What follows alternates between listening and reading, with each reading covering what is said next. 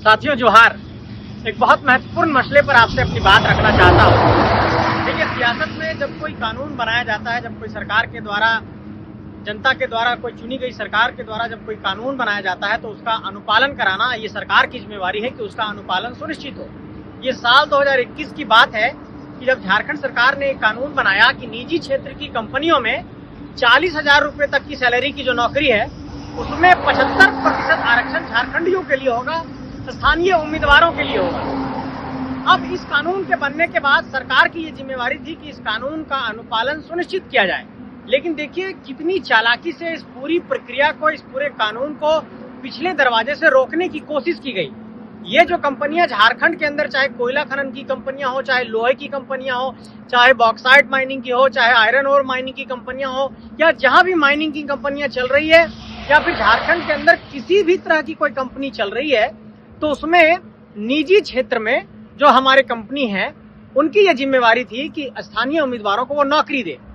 अब क्या हुआ कि ये कंपनी हाईकोर्ट चले गए और हाईकोर्ट में इन्होंने कहा कि हम इस तरीके से नहीं दे सकते हैं, इस पर आप रोक लगाइए।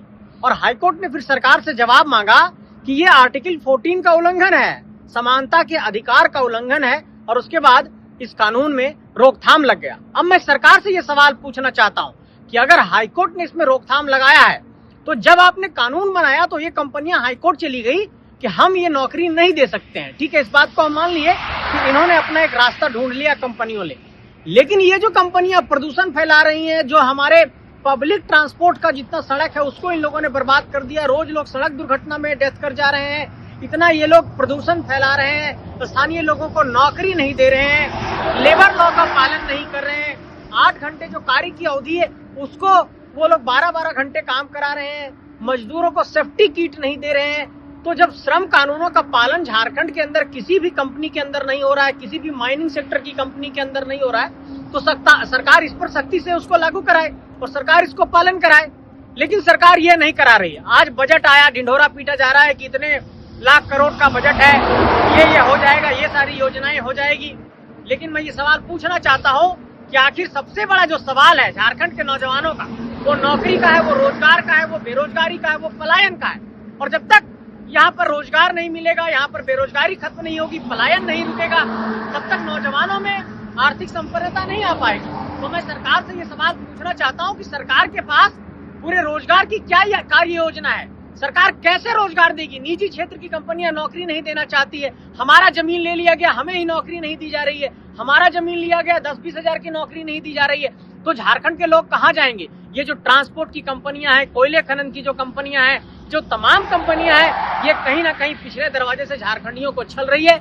इसलिए मैं ये सरकार से कहना चाहता हूँ कि आपने कानून बनाया कि निजी क्षेत्र में हम 75% नौकरी देने के लिए कंपनियों को कहते हैं, कंपनियां हाईकोर्ट चली गई और हाईकोर्ट ने उसको रोकथाम लगा दिया गया। तो आपके पास दूसरा तो रास्ता है, उनसे कहिए कि जो आप ये प्रदूषण फैला रहे हैं ये आप मत फैलाइए। उनसे कहिए कि जिनका विस्थापन हुआ है उनको आप पुनर्वास का लाभ दीजिए।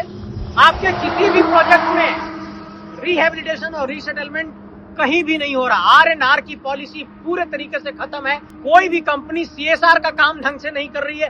हर कंपनी CSR के नाम पर सिर्फ खानापूर्ति कर रही है। कंपनियां कहती हैं कि हम कॉर्पोरेट सोशल रिस्पॉन्सिबिलिटी के तहत काम करेंगे, अपने सामाजिक उत्तरदायित्वों का निर्वहन करेंगे, लेकिन ये नहीं करती है। तो मैं ये सवाल सरकार से करना चाहता हूँ कि आप जो इतने बड़े बजट का ढिंढोरा पीट रहे हैं, मैं किसी भी पहलू पर जाते हुए सबसे इस पहलू पर आना चाहता हूं कि झारखंड के नौजवानों के लिए रोजगार कहां है? आपने वैकेंसियां पूरी नहीं की। झारखंड की तमाम वैकेंसी खाली है, यहाँ पर बैकलॉग वैकेंसी पूरी नहीं हो पाई।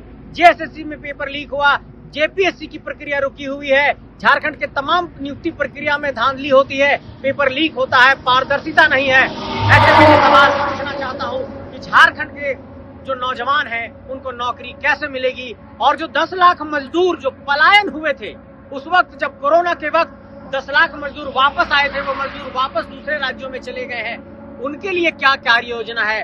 क्या उनके लिए प्लानिंग है? सरकार को इस बात पर तुरंत अपना जवाब देना चाहिए, क्योंकि झारखंड के अंदर अगर कंपनियों के अंदर प्रत्यक्ष और अप्रत्यक्ष तौर पर नौकरी नहीं दी जाएगी। मैं बता रहा हूँ बड़का गांव की BGR कंपनी का एक छोटा सा उदाहरण। मेरे पास कुछ ड्राइवर आए, उन्होंने कहा कि हम ड्राइवर की नौकरी चाहते हैं, BGR कंपनी हमें नहीं दे रही है। हमने जब वहां पर पता करने की कोशिश की तो पता चला कि बिचौलिया वहां पर हावी है, 50,000 और 60,000 रुपए लेकर के वो बिचौलिए जो है ड्राइवर की नौकरी झारखंडियों को दे रहे हैं। और दूसरे जो 4th ग्रेड के जो कर्मचारी हैं, 3rd ग्रेड के जो कर्मचारी हैं, वो दूसरे राज्यों से आकर के झारखंड में यहाँ पर काम कर रहे हैं और हमारे लोगों को 15,000 20,000 की नौकरी नहीं मिल पा रही है। तो इसके लिए मैं सरकार से सवाल करना चाहता हूँ कि निजी क्षेत्र की कंपनियों पर दबाव बनाइए और ये जो पिछले दरवाजे से आपके द्वारा बनाए गए ही कानून को कुचलने का काम कर रहे हैं, उनको आप एक तरीके से अपने ही कानूनी तरीके से उसको जवाब दीजिए और उनसे ये सवाल पूछिए कि आपने इतना प्रदूषण क्यों फैलाया, आपने विस्थापन के बाद पुनर्वास का लाभ क्यों नहीं दिया, आपने स्थानीय लोगों को रोजगार क्यों नहीं दिया। ये सवाल कंपनियों से पूछा जाना चाहिए, निजी क्षेत्र की कंपनियों से पूछा जाना चाहिए। यही मैं कहना चाहता हूँ।